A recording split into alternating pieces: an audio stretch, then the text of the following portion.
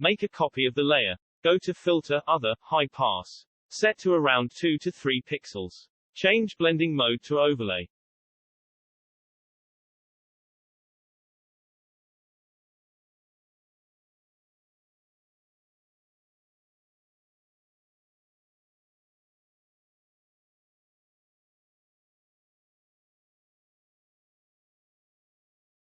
Holding down the H key takes you into bird's eye view. Pan around the image. Left mouse click to zoom out. Release to zoom in.